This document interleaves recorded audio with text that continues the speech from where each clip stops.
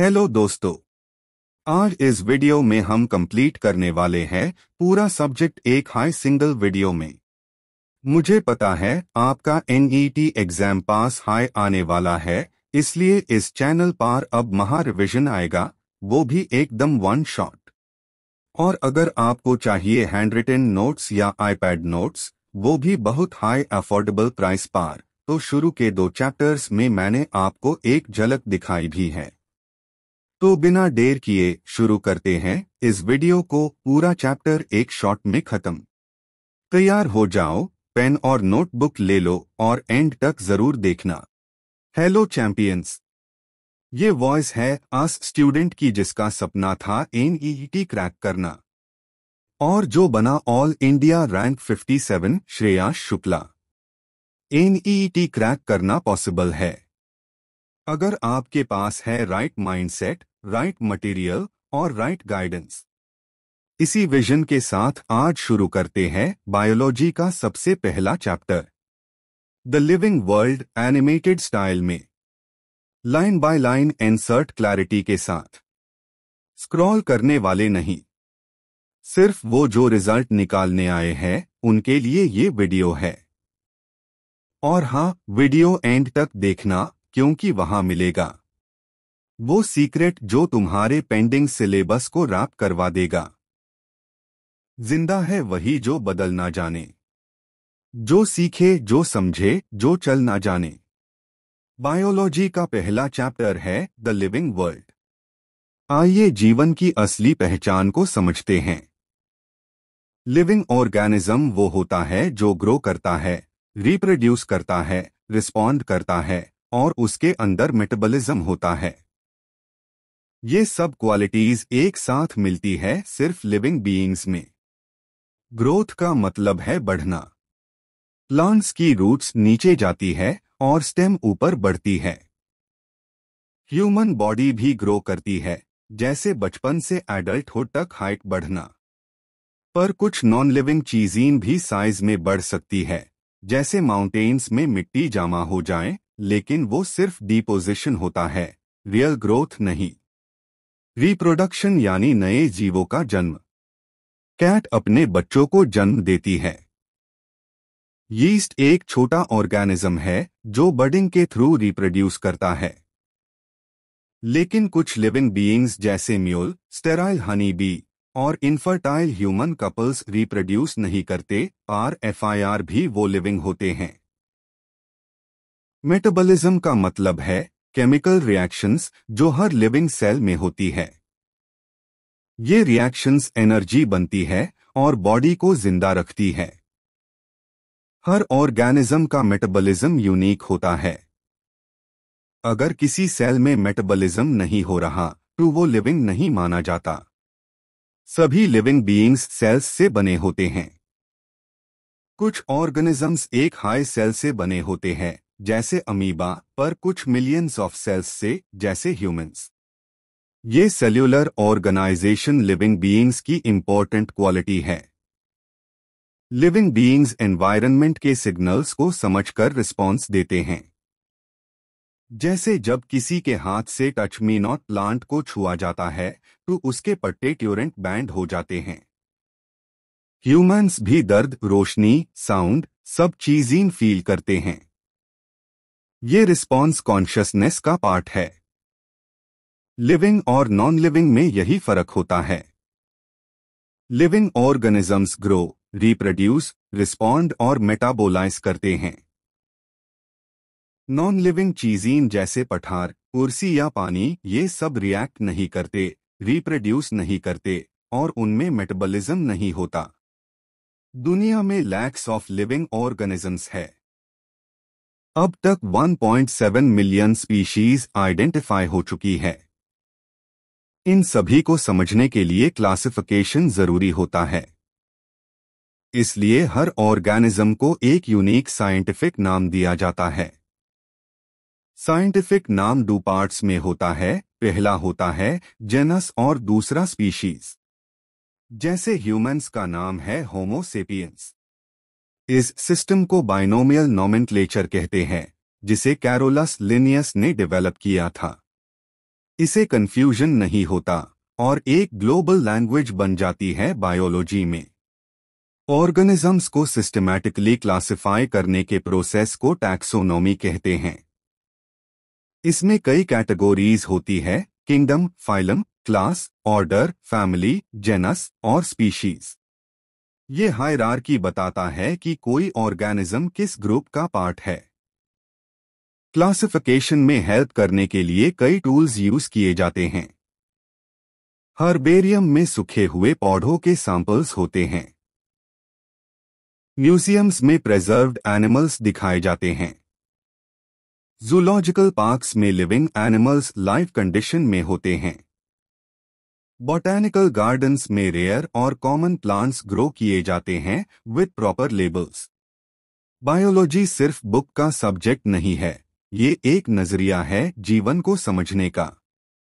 जीने का मतलब सिर्फ सांस लेना नहीं होता, बल्कि हर जीव में छुपी साइंस को पहचानना भी होता है। द लिविंग वर्ल्ड चैप्टर एक बेसिक दरवाजा है जिसे हम पूरा बायोलॉजिकल वर्ल्ड समझने जा रहे हैं। और दोस्तों, अगर आप ये वीडियो यहाँ तक देख चुके हो तो आप ऑलरेडी अनलॉग ऑन में हो, जो सीरियस है। अब सवाल ये है, क्या आपके पास वो सिस्टम है जो आपको सिलेक्शन तक ले जाए, जो कोचिंग 20,000 रुपये में देते हैं? WOI कंटेंट मैं दे रहा हूं हैंड रिटन आईपैड नोट्स के फॉर्म में सिर्फ 200 रुपये में। जो अभी भी बोलते हैं फ्री में मिल जाता है, उनको बस एक लाइन, फ्री में सिर्फ डिस्ट्रैक्शन मिलता है। डायरेक्शन के लिए इन्वेस्टमेंट लगती है। तो अब रेडी हो जाओ, क्योंकि वीडियो के ट्यूरेंट बाद मैं दिखाने वाला हूं टॉप पर के असली हैंड रिटन नोट्स, जिसने AIR 57 का रिजल्ट बनाया। अगर सीरियस हो ट्यूरेंट मैसेज करो। और अगर आगे के लेक्चर्स भी चाहिए इसी क्लैरिटी के साथ तो चैनल अभी सब्सक्राइब करो। अब स्क्रॉल करना बंद करो और अपनी जर्नी को अपग्रेड करो। आज हम पढ़ेंगे बायोलॉजिकल क्लासिफिकेशन। बायोलॉजी में हजारों लिविंग ऑर्गेनिजम्स होते हैं। इन सब को समझना मुश्किल होता, इसलिए साइंटिस्ट्स ने सिस्टम बनाया जिसमें जीवों को ग्रुप्स में डिवाइड किया जाता है। इस क्लासिफिकेशन की शुरुआत एरिस्टोटल ने की थी। उसके बाद लिनियस, हेकल, कोपलैंड जैसे साइंटिस्ट्स आए और फाइनली R.H. विटेकर ने एक लॉजिकल 5 किंगडम सिस्टम दिया। इस चैप्टर में हम सीखेंगे कैसे लिविंग बीइंग्स को क्लासिफाई किया जाता है और ये NEET एग्जाम में हमारी कैसे हेल्प करता है। तो चलो शुरू करते हैं बायोलॉजिकल क्लासिफिकेशन का सफर। एरिस्टोटल ने सबसे पहले लिविंग ऑर्गेनिजम्स को 2 ग्रुप्स में डिवाइड किया, प्लांट्स और एनिमल्स। एनिमल्स को 2 पार्ट्स में बांटा, जिसमें रेड फ्लूइड था और जिसमें नहीं था। प्लांट्स को शेप के बेसिस पर डिवाइड किया, हर्ब्स, श्रब्स और ट्रीज। यही थी क्लासिफिकेशन की पहली कोशिश। लिनियस ने भी 2 किंगडम बताए, प्लांटे और एनिमैलिया। उन्होंने क्लासिफिकेशन के लिए क्राइटेरिया यूज किए, लोकोमोशन, न्यूट्रिशन, सेल वॉल और स्टिम्युलस। लेकिन ये सिस्टम भी लिमिटेड था। हेकल ने एक 3rd किंगडम इंट्रोड्यूस किया, प्रोटिस्टा।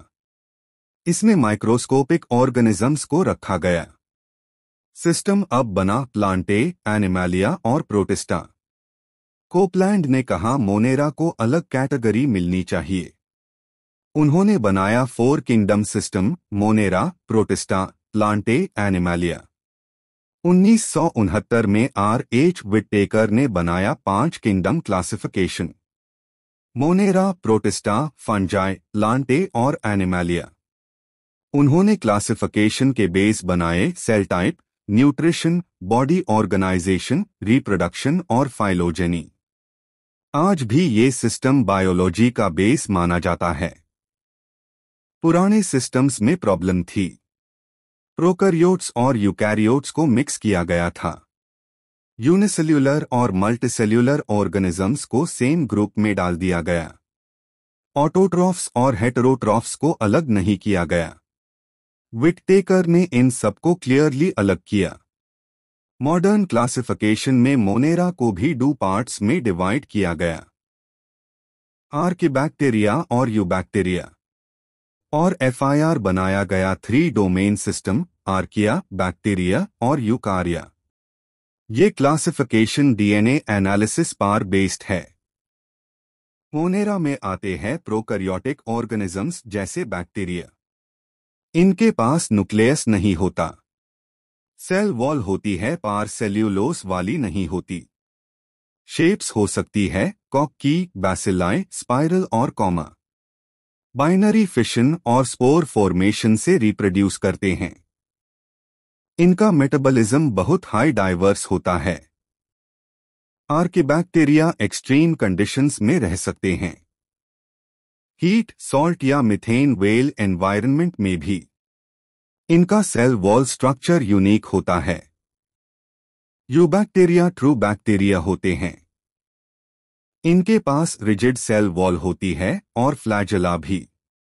साइनोबैक्टीरिया भी इसी ग्रुप में आते हैं। ये फोटोसिंथेसिस करते हैं। कुछ बैक्टीरिया केमिकल्स से एनर्जी लेते हैं, इन्हें केमोसिंथेटिक कहा जाता है। कुछ डेड मैटर को डिकम्पोज करते हैं, ये हेटेरोट्रोफिक बैक्टीरिया होते हैं। लैक्टोबैसिलस कर्ड बनाता है। कुछ बैक्टीरिया डिजीज कॉज करते हैं, जैसे टाइफॉइड और कॉलरा। माइकोप्लाज्मा सबसे छोटी लिविंग ऑर्गेनिज्म होती है। इनके पास सेल वॉल नहीं होती, इसलिए इनकी शेप फ्लेक्सिबल होती है। ऑक्सीजन के बिना भी सरवाइव कर सकते हैं। इन्हें PPLO भी कहा जाता है। प्रोटिस्टा में आते हैं माइक्रोस्कोपिक यूकैरियोटिक ऑर्गेनिजम्स। ये मोस्टली एक्वाटिक होते हैं। ये प्लांट्स, एनिमल्स और फंजाई के बीच का लिंक बनते हैं। इसके टाइप्स होते हैं क्रिसोफाइट्स, दिनोफ्लैजेलेट्स, यूगलनॉइड्स, स्लाइम मोल्ड्स और प्रोटोजोअन्स। ये सेक्सुअली या एसेक्सुअली रिप्रोड्यूस कर सकते हैं। क्रिसोफाइट्स में आते हैं डायटम्स, इनकी सेल वॉल सिलिका की बनी होती है। यूगलनॉइड्स मिक्सोट्रॉफिक होते हैं, लाइट में ऑटोट्रॉफ, डार्क में हेटेरोट्रॉफ। प्रोटोजोअन्स जैसे amoeba, paramecium, Plasmodium mostly parasite या प्रेडेटर होते हैं। तुम वीडियो देख रहे हो लेकिन रिवीजन भी जरूरी है। तुम में भी है वो दम जो NEET निकलता है। आज से शुरू करो, कल से रिग्रेट मत करना।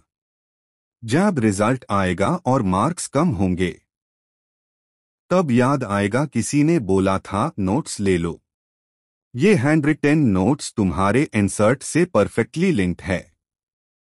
लिंक डिस्क्रिप्शन में दिया गया है। जो स्मार्ट स्टूडेंट होते हैं वो शॉर्टकट यूज करते हैं, और शॉर्टकट है कॉन्सेप्ट क्लैरिटी प्लस नोट्स। अगर वीडियो पसंद आया हो तो लाइक करो, शेयर करो। लेकिन सबसे जरूरी, आज से अपनी तैयारी दोबारा स्टार्ट करो। मिलते हैं अगले कॉन्सेप्ट के साथ। तब तक याद रखना तुम में भी है। जमीन से लेके आसमां तक जितनी भी हरियाली तुम देखते हो, उसके पीछे एक लॉजिक है। एक साइंस, एक क्लासिफिकेशन, एक एवोल्यूशन छुपी है। और इसी जर्नी का नाम है प्लांट किंगडम। हर प्लांट एक दूसरे से अलग है। किसी में रूट होता है, किसी में नहीं। किसी में सीड होता है, किसी में सिर्फ स्पोर, और किसी में फ्लावर और फ्रूट दोनों। प्लांट्स को समझने के लिए उन्हें ग्रुप्स में डिवाइड किया गया, और ये डिवीजन के बेस द क्या उसमें वैस्क्यूलर टिश्यू है? क्या सीड बनता है? क्या फ्लावर है या नहीं? सबसे पहला ग्रुप है एल्गी। ये प्लांट्स पानी में रहते हैं। इनमें ना रूट होता है, ना स्टेम, ना लीफ। बस एक सिंपल बॉडी, थैलस जिसे कहते हैं। पर ये भी फोटोसिंथेसिस करते हैं, सनलाइट से अपना खाना बनते हैं। क्लमिडोमोनास एक सिंगल सेल एल्गी है, माइक्रोस्कोपिक। स्पाइरोजाइरा फाइलमेंटाउस है, एक लंबी हरी डोरी की तरह दिखाई देता है। उल्वा एक शीट लाइक एल्गी है, जिसे सी लेट्यूस भी कहते हैं। ये सब एक्वाटिक होते हैं और वाटर इकोसिस्टम का फाउंडेशन बनते हैं। कुछ एल्गी एडिबल भी होते हैं, जैसे रेड एल्गी से अगर बनाया जाता है। अगला ग्रुप है ब्रायोफाइट्स। इन्होंने पहली बार लैंड पार जीना स्टार्ट किया, पर अभी भी वैस्क्यूलर टिश्यू नहीं था। रूट, स्टेम, लीफ जैसे दिखते हैं, पर असल में उनका फंक्शन पूरा नहीं होता। वाटर से स्पर्म ट्रांसफर होता है, इसीलिए इन्हें एम्फिबियंस ऑफ प्लांट किंगडम भी कहते हैं। फ्यूनेरिया, जिसे मॉस कहते हैं, और मार्चेंटिया, ये दोनों ब्रायोफाइट्स के एग्जाम्पल्स हैं। इनमें प्रॉपर रूट नहीं, पार राइजॉइड्स होते हैं, जो सपोर्ट और थोड़ा एब्जॉर्प्शन करते हैं। उसके बाद आते हैं टेरिडोफाइट्स। ये पहले लैंड प्लांट्स है, जिनमें रूट, स्टेम, लीफ और वैस्क्यूलर टिश्यू सब होता है। मतलब पानी को ऊपर तक ले जाने वाली जाइलम फ्लोएम सिस्टम इनमें डेवलप हो गया, लेकिन इनमें सीड नहीं बनता। रिप्रोडक्शन स्पोर्स से होती है। फर्न, जिसे हम जंगल में देखते हैं, या मार्सिलिया वाटर फर्न, इनके एग्जाम्पल्स हैं। लीव्स बेड और कॉम्प्लेक्स होते हैं, जिन्हें फ्रॉन्स कहते हैं। टेरिडोफाइट्स ट्रांजिशन ग्रुप है, सीडलेस वैस्क्यूलर प्लांट्स। अब बात करते हैं जिम्नोस्पर्म्स की। ये वो प्लांट्स है जिसमें पहली बार सीड डेवलप हुआ, लेकिन फ्लावर और फ्रूट अभी भी नहीं था। सीड एक कोन के अंदर होता है, ओपन रहता है, इसीलिए इसे नेकेड सीड कहते हैं। ये मोस्टली एवरग्रीन ट्रीज होते हैं, उनका लीफ नीडल लाइक होता है। पीनूस और साइकास जिम्नोस्पर्म्स के एग्जाम्पल्स है। इनका root, stem, leaf system proper होता है और वैस्क्यूलर टिश्यूज बहुत डेवलप्ड होते हैं। और आखिर में आते हैं एंजियोस्पर्म्स। ये प्लांट्स फ्लावरिंग और फ्रूटिंग दोनों करते हैं। सबसे डेवलप्ड ग्रुप है नेचर का मास्टरपीस। फ्लावर में सीड बनता है और बाद में फ्रूट बन जाता है, जिसमें वो सीड सेफ रहता है। एंजियोस्पर्म्स दो मेजर ग्रुप्स में डिवाइड होते हैं, मोनोकोट्स और डाइकोट्स। मोनोकोट में एक कॉटिलेडन होता है, जैसे राइस, व्हीट, मैच। डाइकोट में दो कॉटिलेडोन्स होते हैं, जैसे मैंगो, रोज, पी। लीव्स का वेनेशन भी डिफरेंट होता है। मोनोकोट्स में पैरेलल वेन्स, डाइकोट्स में रेटिकुलेट। ये ग्रुप सबसे ज्यादा दिखता है तुम्हारे आसपास, फ्रूट्स, फ्लावर्स, ट्रीज, सब कुछ। अब पूरा चैप्टर एक फ्लो में याद रखो। Algae aquatic, no vascular system, no seed. Bryophyte land पे आए, no vascular system. Pteridophyte vascular tissue आया, सीड अभी भी नहीं। जिम्नोस्पर्म सीड आया, लेकिन no flower. Angiosperm flower plus seed plus fruit, सब कुछ कंप्लीट। ये हाई एवोल्यूशन का फ्लो है। सिंपल से कॉम्प्लेक्स तक का ट्रांजिशन। नेचर का हर कदम सोचा समझा था और हर प्लांट उसी ट्रांजिशन का पार्ट है। तुम भी उसी जर्नी का पार्ट हो। तुम्हारे पास भी पोटेंशियल है ग्रो करने का, ब्लॉसम करने का। और अगर सच में एनईटी क्रैक करना है, तो सिर्फ वीडियो देखना काफी नहीं। मुझे पता है तुमने नोट्स इग्नोर किए होंगे, लेकिन एनईटी के 15 एमसीक्यू सीधा आंसर से आते हैं। और तुम्हारे लिए मैंने 110 नोट्स बनाए हैं, जो लास्ट डे रिवीजन में तुम्हारा असली वेपन बनेंगे। डिस्क्रिप्शन में दिया है, टोरेंट डाउनलोड करो। अगर वीडियो हेल्पफुल लगा तो लाइक करो, कमेंट में लिखना क्या याद रह गया, और सब्सक्राइब करो। एनईटी ऑडियो मेंटोर तुम्हारे जैसे स्टूडेंट्स के लिए बना है ये चैनल। और हमेशा याद रखना, एल्गी से जंगल तक का सफर कोई एक दिन में नहीं हुआ। तुम्हारा भी होगा। तुम में भी है। Hey future doctors, welcome to NET audio mentor. आज हम स्टार्ट कर रहे हैं एक ऐसे चैप्टर का जर्नी जो पूरे बायोलॉजी का फाउंडेशन है, cell, the unit of life. अगर आपको सच में एनईटी क्रैक करना है तो ये चैप्टर सिर्फ याद नहीं, समझना होगा।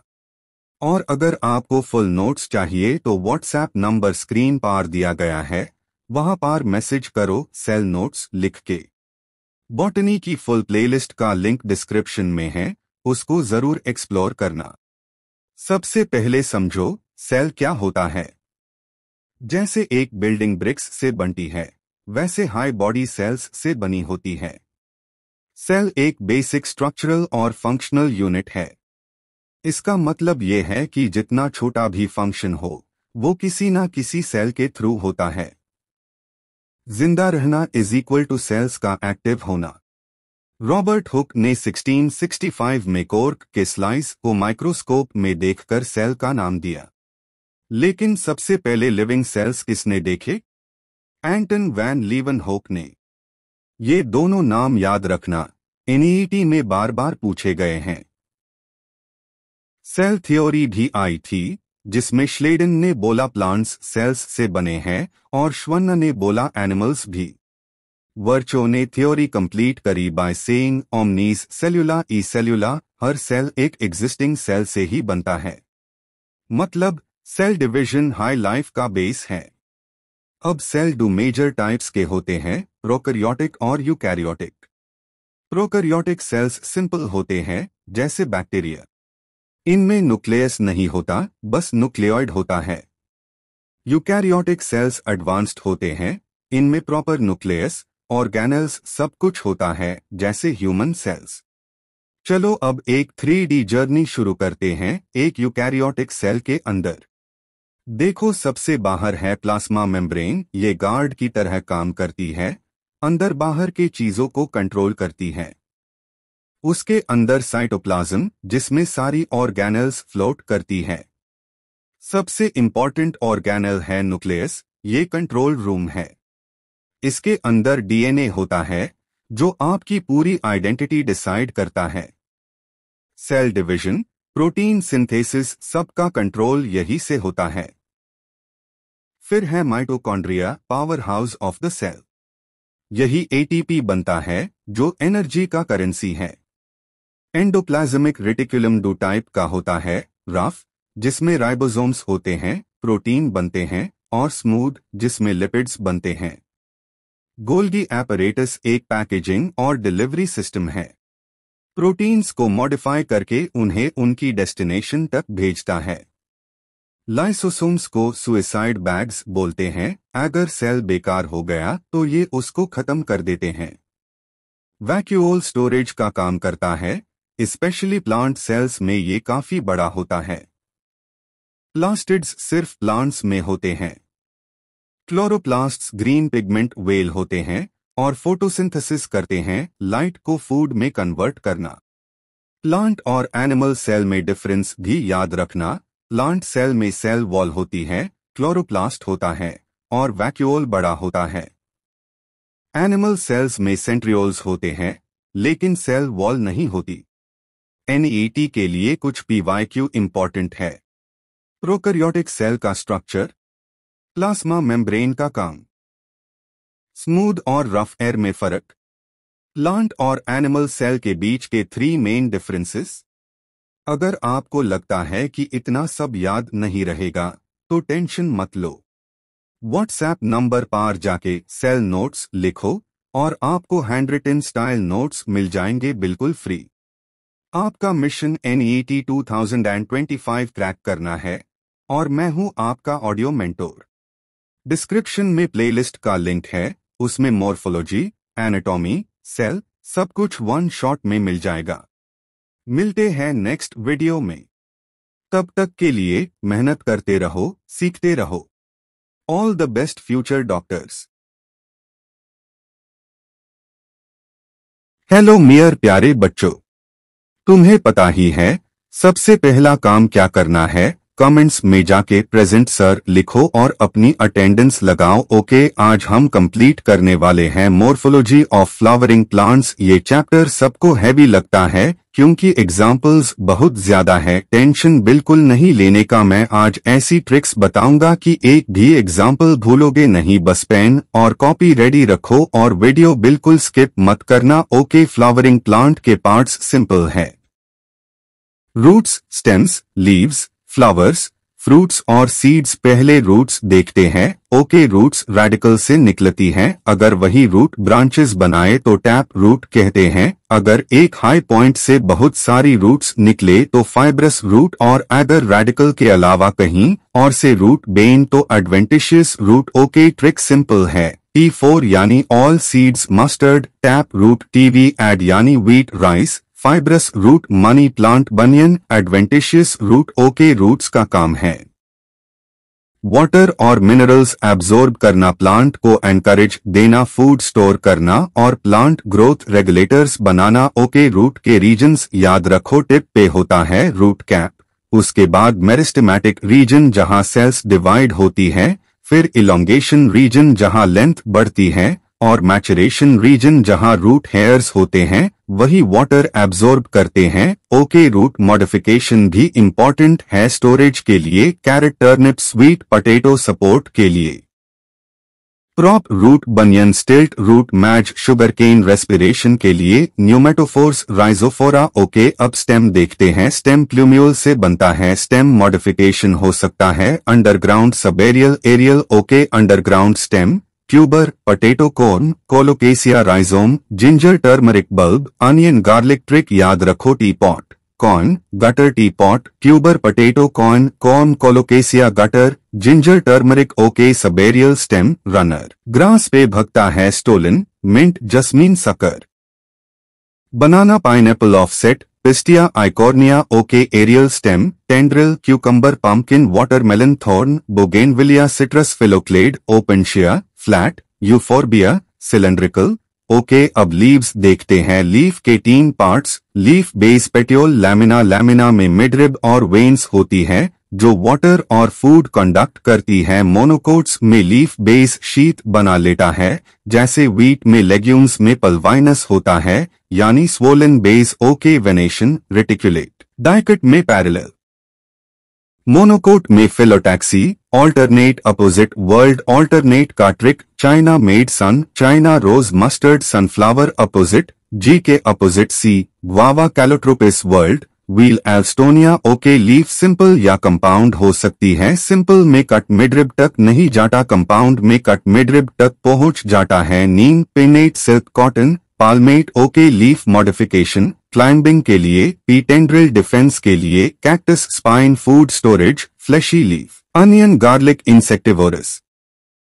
Picture, plant, Venus, fly trap. Okay, अब फ्लावर देखते हैं। फ्लावर रिप्रोडक्टिव यूनिट है। इन्फ्लोरेसेंस, रेसमोस, रेज में आगे भाग रहा है। एक्रोपिटल ऑर्डर, साइमोस, सबसे ऊपर पहले mature. Basipetal order. Okay, flower parts, pedicel, thalamus, calyx, sepals, corolla, petals, androecium, male, gynoecium, female, symmetry, radial, actinomorphic, mustard, datura, bilateral, zygomorphic, pea bean, एसीमेट्रिकल।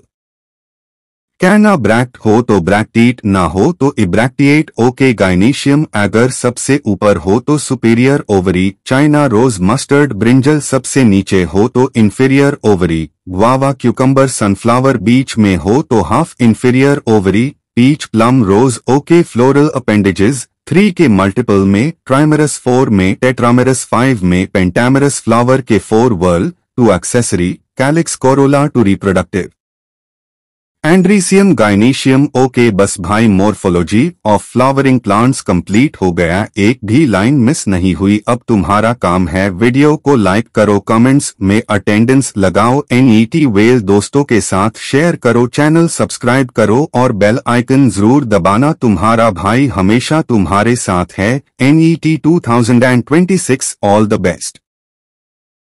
Hello future doctors, मैं हूं तुम्हारा NET ऑडियो मेंटोर। सबसे पहले एक काम करो, WhatsApp number save करो और मुझे मैसेज करो। मैं तुम्हें इस चैप्टर के हैंडरिटन नोट्स भेज दूंगा और पूरी प्लेलिस्ट का लिंक डिस्क्रिप्शन में दिया गया है, जरूर देख लेना। ओके, चलो शुरू करते हैं। सबसे पहले सोचो, हर लिविंग ऑर्गेनिज्म के अंदर बिलियंस ऑफ सेल्स होते हैं। ये सेल्स बिना रुके डिवाइड होते हैं। अगर सेल डिवीजन ना हो तो ग्रोथ ही नहीं होगी और डेड सेल्स रिप्लेस भी नहीं होंगे। ओके, सेल साइकिल का मतलब होता है सेल का पूरा लाइफ जर्नी। ये जर्नी 3 मेन काम कवर करती है: ग्रो करना, डीएनए रिप्लिकेट करना और नया सेल बनाना। ओके, इस सेल साइकिल में 2 मेन फेजेस होते हैं, इंटरफेज और एम फेज। इंटरफेज का काम है प्रेपरेशन और एम फेज में एक्चुअल डिवीजन होता है। ओके, इंटरफेज सबसे बड़ा फेज होता है। ये टाइम का 95% कवर करता है। इसमें 3 सब फेजेस है: G1 फेज, S फेज और G2 phase. Okay, G1 phase में सेल साइज बढ़ता है, प्रोटीन्स और एंजाइम्स बनाता है जो डीएनए रिप्लिकेशन में हेल्प करेंगे। ये एक तरह का ग्रोथ चेक पॉइंट है। ओके, एस फेज में सबसे इंपॉर्टेंट काम होता है डीएनए रिप्लिकेशन। मतलब जो डीएनए था वो डबल हो जाता है ताकि दोनों न्यू सेल्स में इक्वल डीएनए माए। ओके, G2 फेज में सेल डबल चेक करता है कि सब कुछ सही है या नहीं, डीएनए सही रिप्लिकेट हुआ या नहीं। अगर गलती होती है तो रिपेयर होती है। ओके, अब इंटरफेज के बाद आता है एम फेज, जहां एक्चुअल डिवीजन होता है। इस एम फेज में 2 मेजर स्टेप्स है: कैरियोकिनेसिस और साइटोकिनेसिस। ओके, कैरियोकिनेसिस में न्यूक्लियस डिवाइड होता है। इसको 4 स्टेजेस में डिवाइड किया जाता है: प्रोफेज, मेटाफेज, एनाफेज और टेलोफेज। ओके, प्रोफेज में क्रोमोसोम्स कॉन्डेंस होते हैं, स्पिंडल फाइबर्स बनते हैं और न्यूक्लियर मेम्ब्रेन डिसअपीयर हो जाती है। ओके, मेटाफेज में क्रोमोसोम्स स्पिंडल फाइबर्स के बीच एक लाइन में अरेंज हो जाते हैं, इसको इक्वेटोरियल प्लेट कहते हैं। ओके, एनाफेज में स्पिंडल फाइबर्स क्रोमोसोम्स को खींचते हैं और सिस्टर क्रोमैटिड्स अपोजिट पोल्स पे मूव करते हैं। ओके, टेलोफेज में न्यू न्यूक्लियर मेम्ब्रेन फॉर्म होती है और क्रोमोसोम्स डेकॉन्डेंस हो जाते हैं। ओके, इसके बाद होता है साइटोकिनेसिस, जिसमें साइटोप्लाज्म डिवाइड होता है और एक पेरेंट सेल से 2 जेनेटिकली आइडेंटिकल डॉटर सेल्स बन जाते हैं। ओके, ये प्रोसेस माइटोसिस कहलाता है। माइटोसिस का काम है बॉडी सेल्स बनाना, जिसे सोमैटिक सेल्स भी कहते हैं। इसमें क्रोमोसोम नंबर सेम रहता है, 2n से 2n। ओके, अब बात करते हैं मियोसिस की। ये एक स्पेशल डिवीजन है। इसे गैमीट्स बनते हैं, स्पर्म और एग। मियोसिस में क्रोमोसोम नंबर हाफ हो जाता है, 2n से n। ओके, मियोसिस 2 फेजेस में होता है, मियोसिस I और मियोसिस 2। पहले होमोलोगस क्रोमोसोम्स सेपरेट होते हैं, फिर सिस्टर क्रोमैटिड्स अलग होते हैं। ओके, मियोसिस वेरिएशन क्रिएट करता है, इसलिए सिबलिंग्स सेम पेरेंट्स के होने के बाद भी डिफरेंट दिखते हैं। ये क्रॉसिंग ओवर और इंडिपेंडेंट असॉर्टमेंट की वजह से होता है। ओके, सेल साइकिल का कंट्रोल बहुत इंपॉर्टेंट है। अगर ये चेक पॉइंट्स फेल हो जाए तो अनकंट्रोल्ड डिवीजन शुरू हो जाता है, इसे ट्यूमर या कैंसर हो सकता है। ओके, इसलिए सेल साइकिल में G1S और G2 चेक पॉइंट्स होते हैं जो डैमेज डिटेक्ट करके सेल को रिपेयर या अपोप्टोसिस करने का सिग्नल देते हैं। ओके, फ्यूचर डॉक्टर्स, ये चैप्टर सिर्फ एग्जाम के लिए नहीं है, ये लाइफ के लिए है। ये तुम्हारा बेस बनेगा जेनेटिक्स और कैंसर बायोलॉजी समझने में। ओके, इसलिए हैंडरिटन नोट्स जरूर व्हाट्सएप पे मांग लेना और प्लेलिस्ट डिस्क्रिप्शन में चेक करना। पढ़ो, समझो, रिवाइज करो, डॉक्टर बनना है ना? तुम जरूर बनोगे। ओके, हेलो मेरे प्यारे बच्चों। तुम्हें पता है सबसे पहला काम क्या करना है? जल्दी से कमेंट सेक्शन में प्रेजेंट सर लिखो और अपनी अटेंडेंस लगाओ। ओके, आज हम कंप्लीट करने वाले हैं एनाटॉमी ऑफ फ्लावरिंग प्लांट्स का फुल चैप्टर। सुन लो, जो सेकेंडरी ग्रोथ वाला पार्ट है वो सिलेबस से हटा दिया गया है, तो उस पे टाइम वेस्ट बिल्कुल नहीं करेंगे। सीधी बात, नो बकवास। पेन और कॉपी लेके बैठ जाओ और वीडियो को 1 सेकंड भी स्किप मत करना। ओके, सबसे पहले अपने को समझना है प्लांट टिश्यूज क्या होते हैं। प्लांट टिश्यूज दो टाइप के होते हैं, मेरिस्टेमेटिक और परमानेंट। नाम से ही समझ जाओ, मेरिस्टेमेटिक का मतलब होता है वो सेल्स जो डिवाइड कर सकती हैं, और परमानेंट का मतलब जो सेल्स अपना काम फिक्स कर चुकी हैं। अगर ओरिजिन के बेसिस पर बात करें तो मेरिस्टेमेटिक टिश्यूज 3 तरह के हो सकते हैं, प्रोमेरिस्टेम, प्राइमरी मेरिस्टेम और सेकेंडरी मेरिस्टेम। और अगर लोकेशन देखे तो एपिकल मेरिस्टेम, इंटरकैलरी मेरिस्टेम और लेटरल मेरिस्टेम। ओके, प्रोमेरिस्टेम का मतलब क्या? देखो, जब मैं मां के पेट में था एम्ब्रियो स्टेज में, तो जो मेरिस्टेम था वो प्रोमेरिस्टेम। जब पैदा हुआ तो प्राइमरी मेरिस्टेम, और जब बढ़ा जैसे प्लांट बड़ा होता है सेकेंडरी ग्रोथ में, तो सेकेंडरी मेरिस्टेम। अब लोकेशन के बेसिस पे एपिकल का मतलब टिप पे, जैसे पेंसिल का टिप वही एपिकल पोजीशन है, तो एपिकल मेरिस्टेम टिप पे लेंथ बढ़ता है। इंटरकैलरी मेरिस्टेम, जैसे घास को गाय खा गई तो बीच से दोबारा ग्रो कौन करेगा? Intercalary meristem. और लेटरल मेरिस्टेम, लेटरल मतलब साइड से थिकनेस बढ़ता है, जैसे एक पतला सा स्टेम टाइम के साथ मूट हो जाए, वो लेटरल ग्रोथ से होता है। ओके, एपिकल और intercalary meristem mostly primary meristem होते हैं, और लेटरल मेरिस्टेम प्राइमरी भी हो सकता है, सेकेंडरी भी। अब आते हैं परमानेंट टिश्यू पे। परमानेंट भी 2 तरह के हो सकते हैं, सिंपल और कॉम्प्लेक्स। सिंपल में एक हाई टाइप की सेल्स होती है, जैसे पेरेंचिमा, कोलेनकाइमा और स्क्लेरेंचाइमा, और कॉम्प्लेक्स में मिक्स्ड सेल्स होती है, जैसे जाइलम और फ्लोएम। सिंपल परमानेंट टिश्यूज से स्टार्ट करते हैं। पेरेंचिमा हर जगह होता है, स्टोरेज करेगा, फोटोसिंथेसिस करेगा, सिक्रीशन करेगा। लिविंग टिश्यू होता है। ट्रिक याद रखो, P for parenchyma, P for photosynthesis, storage और सिक्रीशन। कोलेनकाइमा क्या करेगा? मैकेनिकल स्ट्रेंथ देता है यंग पार्ट्स को, जैसे यंग स्टेम, लीफ पेट्यूल। लिविंग होता है और एपिडर्मिस के नीचे लेयर्स या पैचेस में होता है। स्क्लेरेंचाइमा मैकेनिकल स्ट्रेंथ देता है मैच्योर पार्ट्स को। डेड होता है, लिग्निन डिपॉजिट होता है। 2 टाइप के फाइबर्स और स्क्लेरेट्स, जैसे चीकू, ग्वावा, पेयर में जो क्रंची ग्रिटी पार्टिकल्स फील होते हैं, वो स्क्लेरेट्स हैं। अब आते हैं कॉम्प्लेक्स परमानेंट टिश्यू पे, जाइलम और फ्लोएम। जाइलम वाटर और मिनरल्स कंडक्ट करेगा, फ्लोएम फूड। जाइलम में ट्रैकीड्स और वेसल्स वाटर कंडक्ट करेंगे, फाइबर्स स्ट्रेंथ देंगे, और पेरेंचिमा फूड स्टोर करेगा। जाइलम का ट्रिक, मैक्सिमम एलिमेंट्स डेड होते हैं एक्सेप्ट पेरेंचिमा। ट्रैकीड्स प्रिमिटिव है, वेसल्स एडवांस्ड है। वेसल में ल्यूमेन वाइड होता है ताकि पानी ज्यादा फ्लो हो सके। फ्लोएम में सिर्फ ट्यूब्स और कंपेनियन सेल्स फूड कंडक्ट करेंगे।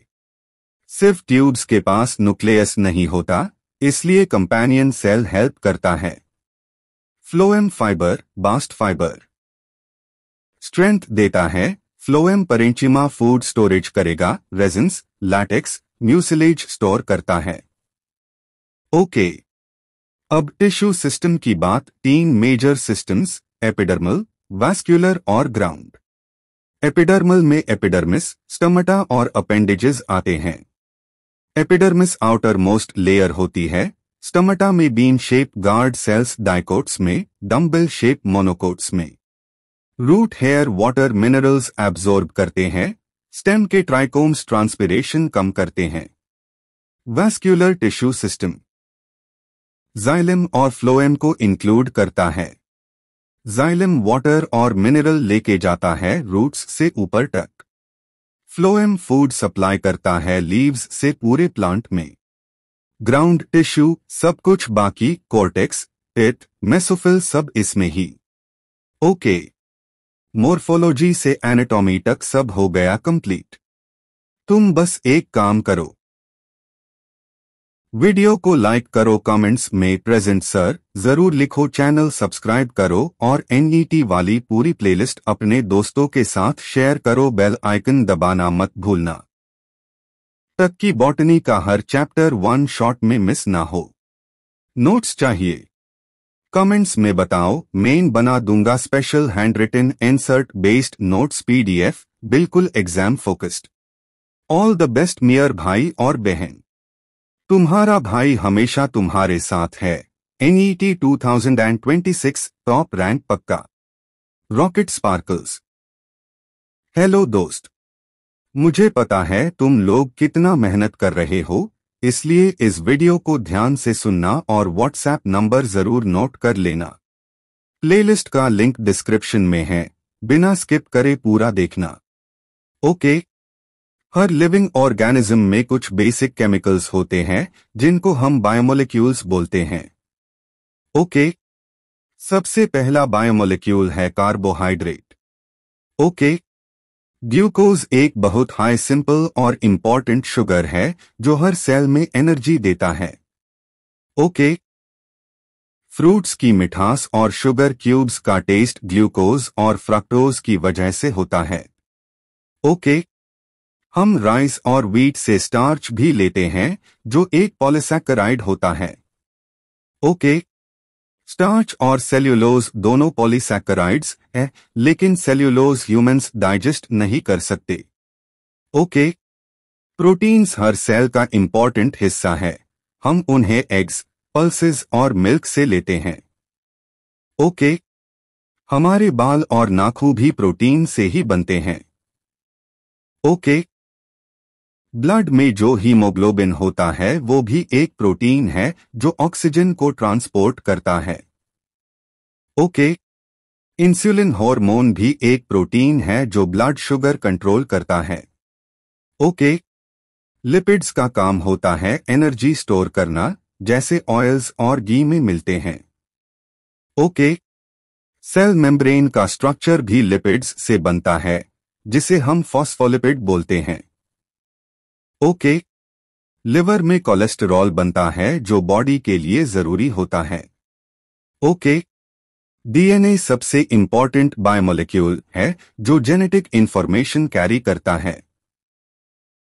ओके, डीएनए का स्ट्रक्चर डबल हीलिक्स होता है जिसको साइंटिस्ट्स ने डिस्कवर किया था। ओके, आरएनए भी डीएनए की तरह होता है और प्रोटीन सिंथेसिस में मदद करता है। ओके, कभी कभी डीएनए में चेंजेस आ जाते हैं जिसे म्यूटेशन होता है। ओके, एंजाइम्स भी प्रोटीन्स होते हैं जो बायोकेमिकल रिएक्शंस को फास्ट करते हैं। ओके, सलाइवा में अमिलेज एंजाइम होता है जो कार्बोहाइड्रेट्स तोड़ता है। ओके, स्टमक में पेप्सिन एंजाइम होता है जो प्रोटीन्स को डाइजेस्ट करता है।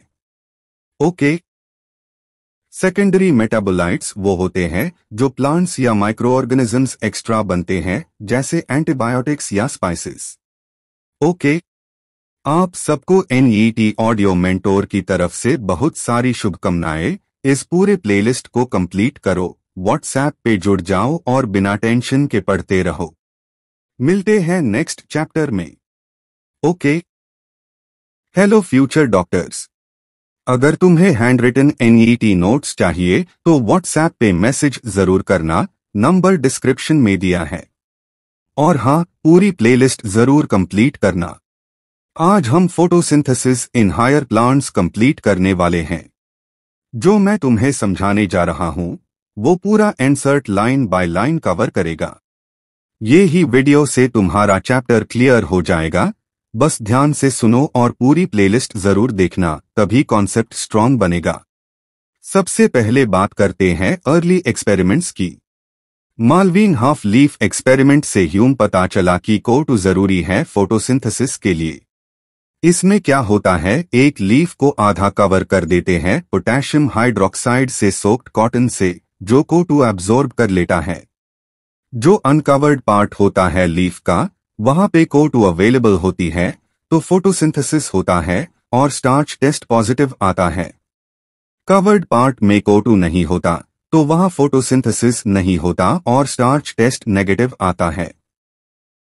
यही से प्रूव होता है कि बिना CO2 के फोटोसिंथेसिस नहीं हो सकता। नेक्स्ट एक्सपेरिमेंट था वैन नियल का।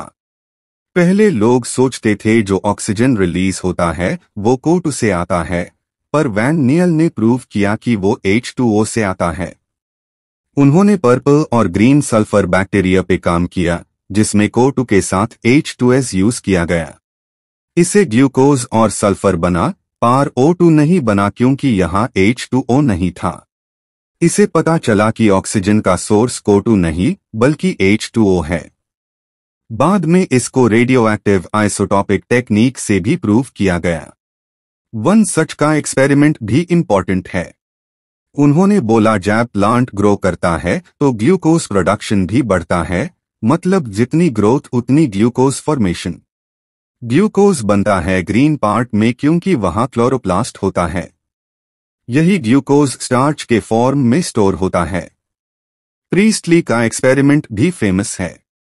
1770s में उन्होंने डिस्कवर किया कि प्लांट्स एयर को रिस्टोर करते हैं जो एनिमल्स और बर्निंग कैंडल्स खत्म कर देते हैं। उन्होंने बेल जार, कैंडल और माउस यूज किया।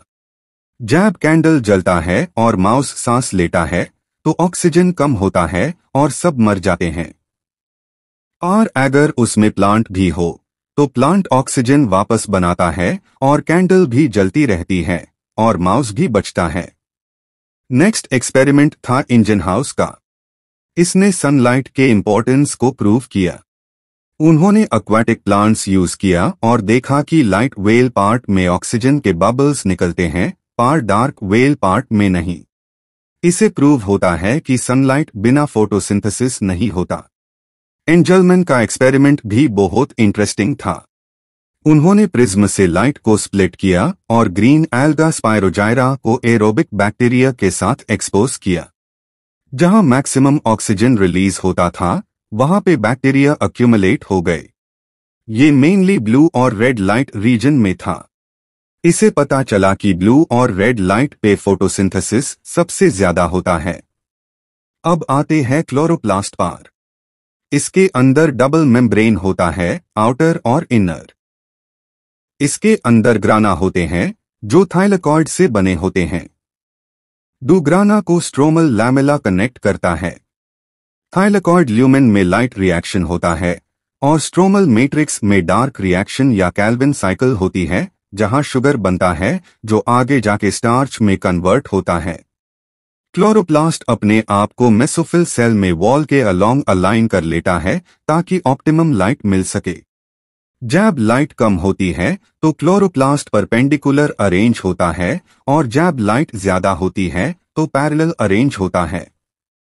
पिगमेंट्स की बात करें तो मेन पिगमेंट क्लोरोफिल होता है जो ब्लू ग्रीन कलर का होता है। एक्सेसरी पिगमेंट्स में chlorophyll B, yellow green, xanthophyll, yellow और कैरोटिनॉइड्स येलो ऑरेंज होते हैं। ये सब मिलके लीफ को ग्रीन कलर देते हैं। इनका सेपरेशन पेपर क्रोमेटोग्राफी से होता है। क्लोरोफिल अही में पिगमेंट है जो मैक्सिमम ब्लू और रेड लाइट एब्जॉर्ब करता है और ग्रीन लाइट सबसे कम।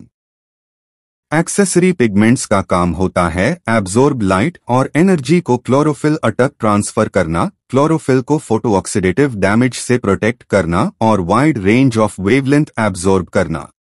एब्जॉर्प्शन स्पेक्ट्रम में क्लोरोफिल ए, क्लोरोफिल बी और कैरोटिनॉइड्स के पीक्स दिखते हैं। एक्शन स्पेक्ट्रम सुपर इम्पोज होता है एब्जॉर्प्शन स्पेक्ट्रम के साथ और ये बताता है कि कौन से वेवलेंथ पे फोटोसिंथेसिस मैक्सिमम होता है। तो ये था पूरा explanation photosynthesis in higher plants का। अगर तुमने अभी तक प्लेलिस्ट नहीं देखी है तो अभी जाके प्लेलिस्ट कंप्लीट करो।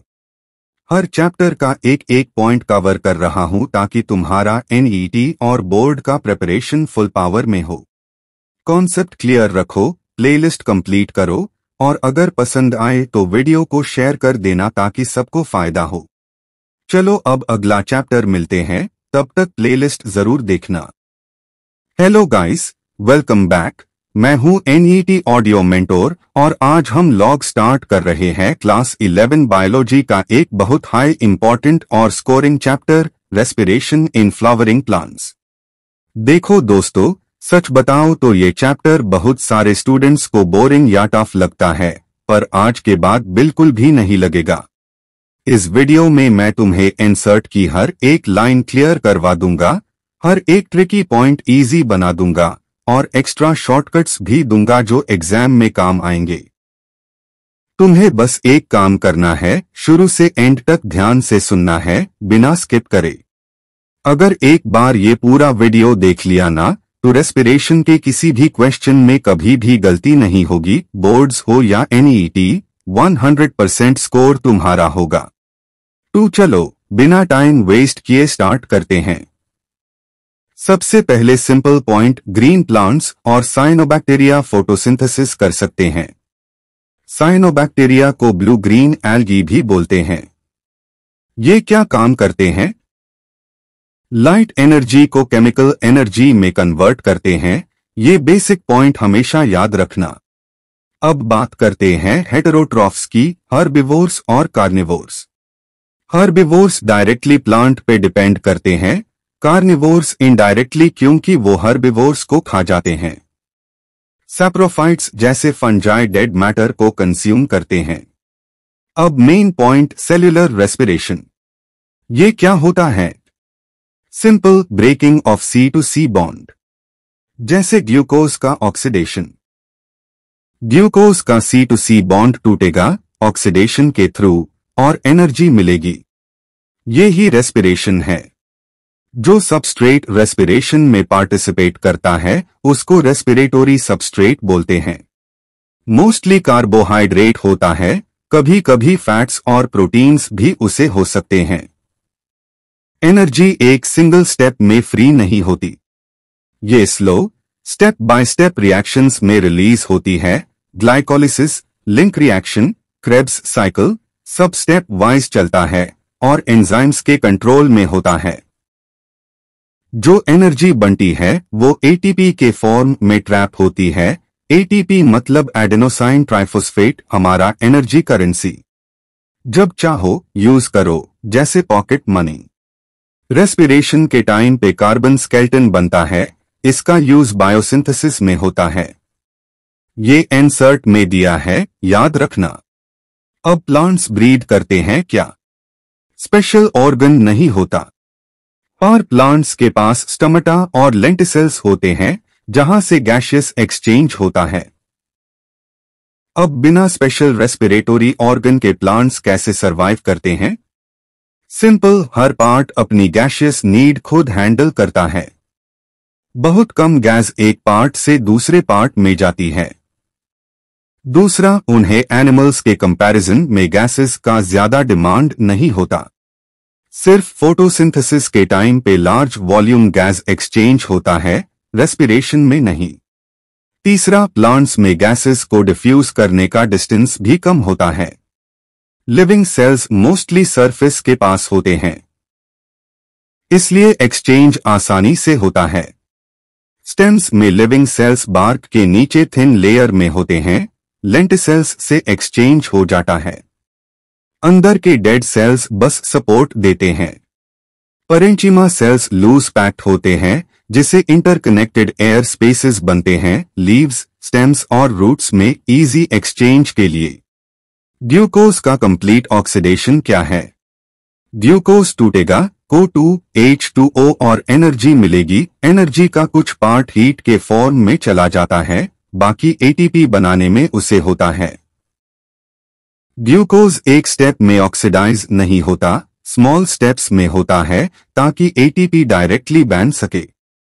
अब ग्लाइकोलिसिस, ग्लूकोज का ब्रेकडाउन। ग्लूकोज से ग्लूकोज 6 फॉस्फेट, फिर फ्रक्टोज 6 फॉस्फेट, फिर फ्रक्टोज 1 6 बिसफोस्फेट, फिर स्प्लिट होके ढाप और पगल बनता है, ढाप वापस पगल में कन्वर्ट होता है, फिर 1,3-DPG, 3PGA, 2PGA, पेप और फाइनली पायरूवेट बनता है। टोटल 10 एंजाइम्स काम करते हैं। जहां एटीपी यूज होता या बनता है वहां किनसे जरूर होता है, जैसे हेक्सोकिनेस, फॉस्फोफ्रक्टोकिनस और पायरूवेट किनसे। ये 3 स्टेप्स इरिवर्सिबल है, बाकी रिवर्सिबल है। ये ट्रिक याद रखना। एटीपी का फ्लो भी समझ लो। ग्लूकोज से ग्लूकोज 6 फॉस्फेट में एक एटीपी यूज, फ्रक्टोज 6 फॉस्फेट से फ्रक्टोज 1,6 बिसफोस्फेट में एक और एटीपी यूज। बाद में सबस्ट्रेट लेवल फॉस्फोराइलेशन से एटीपी बनता है। नेट गेन टू एटीपी का होता है ग्लाइकोलिसिस में, साथ हाई टू नाथ 2 और 2 पायरूवेट मिलते हैं। ग्लाइकोलिसिस के बाद एरोबिक कंडीशन में पायरूवेट माइटोकॉन्ड्रिया में जाके लिंक रिएक्शन और क्रेब्स साइकिल में चला जाता है। एनारोबिक कंडीशन में फर्मेंटेशन होता है, जैसे लैक्टिक एसिड या अल्कोहल बनेगा। ग्लाइकोलिसिस को ईएमपी पाथवे भी बोलते हैं, एमडिन, मेयरहॉफ, परनास के नाम पे। याद रखना, फोटोसिंथेसिस का एंड प्रोडक्ट होता है सुक्रोज, उसमें इन्वर्टेज एंजाइम डलोगे तो ग्लूकोज और फ्रक्टोज बनता है, वही ग्लूकोज ग्लाइकोलिसिस में उसे होता है। अब बस एक काम करो, अगर यहां तक सब क्लियर हो गया हो तो वीडियो को लाइक करो, कमेंट में #NEETAudio लिखो ताकि मुझे पता चले कितने सीरियस एस्पिरेंट्स ये वन शॉट देख रहे हैं। डिस्क्रिप्शन में तुम्हारे लिए फ्री हैंडरिटन नोट्स का लिंक दिया है, फटाफट डाउनलोड करो, प्रिंट करो और स्टडी टेबल पे चिपका लो। और पूरा क्लास 11th का बायोलॉजी वन शॉट प्लेलिस्ट भी दिया है, वो भी मिस मत करना। और हाँ, अगर तुम चैनल पे नए हो तो सब्सक्राइब जरूर करो, बेल आइकन दबाओ ताकि नेक्स्ट वन शॉट सबसे पहले तुम तक आए। मैं हूं NET ऑडियो मेंटोर, तुम्हारा स्टडी पार्टनर। जब तक सिलेक्शन नहीं होता तब तक चेन नहीं मिलते हैं नेक्स्ट वीडियो में, तब तक पढ़ते रहो, मेहनत करते रहो। All the best future doctors. Hey buddy, स्वागत है तुम्हारा इस एकदम फ्रेश वीडियो में। आज हम पूरा प्लांट फिजियोलॉजी का एक important chapter plant growth and development एक ही बार में खत्म करने वाले हैं। बिल्कुल ध्यान से सुनो, नोटबुक रेडी रखो और वीडियो के एंड तक जरूर रहना। ओके, सबसे पहले बात करते हैं ग्रोथ की। देखो भाई, ग्रोथ हर लिविंग बीइंग का सबसे बड़ा साइन है कि वो जिंदा है, और प्लांट में तो ये ग्रोथ एकदम स्पेशल होती है, क्योंकि प्लांट्स कभी भी रुक नहीं जाते अगर उनके पास सही कंडीशंस हो।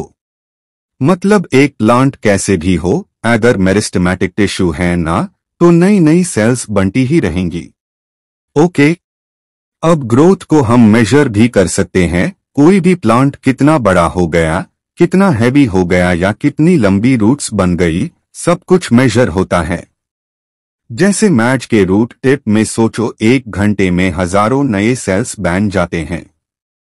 और वाटरमेलन का साइज 3.5 लाख टाइम्स बड़ा हो सकता है, इमेजिन करो। पॉलन ट्यूब का ग्रोथ हम लेंथ या सरफेस एरिया से देखते हैं। ओके, अब आती है ग्रोथ की फेजेस की बारी। 3 बेसिक फेजेस है। पहला मेरिस्टेमेटिक फेज, इसमें बस सेल डिवाइड हो रहे होते हैं, जैसे रूट टिप, शूट टिप। दूसरा इलोंगेशन फेज, यहां सेल्स लंबा होता है, वैक्यूल बनता है और सेल वॉल ग्रो होती है। तीसरा मैचुरेशन फेज, अब सेल फुली मैच्योर हो जाता है, रूट हेयर बन जाते हैं, सब फाइनल मॉडिफिकेशंस होती है।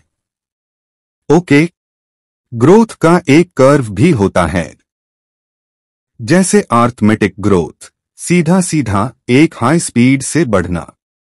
एग्जाम्पल, रूट की कांस्टेंट लेंथ इंक्रीज। FIR होता है ज्योमेट्रिक ग्रोथ, यहां डबलिंग होती है, एक्सपोनेंशियल। और कर्व होता है एकदम एस शेप का lag phase, log phase, FIR stationary phase. Okay, अब ग्रोथ रेट कैसे देखते हैं? एब्सोल्यूट ग्रोथ रेट मतलब कितना ग्रोथ एक टाइम पीरियड में। रिलेटिव ग्रोथ रेट मतलब कितना ग्रोथ ओरिजिनल साइज के हिसाब से। ओके, अब समझो प्लांट को ग्रो होने के लिए क्या चाहिए। पानी। सेल को टर्जिडिटी मिलेगी, एंजाइम्स काम करेंगे। ऑक्सीजन, एनर्जी मिलेगी। न्यूट्रिएंट्स, फूड और बिल्डिंग ब्लॉक्स। टेम्परेचर, हर प्लांट का अपना ऑप्टिमम होता है। और लाइट, ग्रेविटी जैसे एनवायरमेंटल सिग्नल्स भी इंपॉर्टेंट है। ओके, एक कॉन्सेप्ट और, प्लास्टिसिटी। प्लांट्स अपने लीव्स या ऑर्गन्स एनवायरनमेंट के हिसाब से बदल सकते हैं। जैसे बटरकप प्लांट, पानी में अलग लीफ, जमीन पे अलग लीफ। इसको कहते हैं हेटेरोफिली और यही प्लास्टिसिटी को दिखता है। ओके, अब 3 बेड terms. Differentiation, dedifferentiation, redifferentiation. Differentiation, जब मेरिस्टेमेटिक सेल्स मैच्योर होके स्पेशल सेल्स बन जाते हैं, जैसे ट्रेकियरी एलिमेंट। डी-डिफरेंशिएशन, कभी कभी मैच्योर सेल वापस डिवाइड करने लगता है, जैसे इंटरफासिकुलर कैम्बियम या कोर कैम्बियम। रेडिफरेंशिएशन, जब डी-डिफरेंशिएटेड सेल फर्स्ट मैच्योर होके स्पेसिफिक काम करता है, जैसे सेकेंडरी टिश्यूज इन woody plants. Okay, plant growth regulators भी समझ लो, ऑक्सिन, जिबरेलिन, साइटोकिनिन। ये ग्रोथ को बढ़ते हैं। अबा और एथिलीन, मोस्टली ग्रोथ को रोकने वेल या रेगुलेट करने वाले। एथिलीन गैस फॉर्म में होता है और फ्रूट राइपनिंग में भी काम आता है। ओके, और भाई एक इंसर्ट लाइन याद रख लेना, प्लांट्स का ग्रोथ और डिफरेंशिएशन दोनों ओपन है, मतलब एक हाई मेरिस्टेम से अलग स्ट्रक्चर और फंक्शन डेवलप हो सकता है। सब लोकेशन और कंडीशन पे डिपेंड करता है। ओके, बस भाई इस वीडियो में इतना ही, पूरा कॉन्सेप्ट कवर हो गया।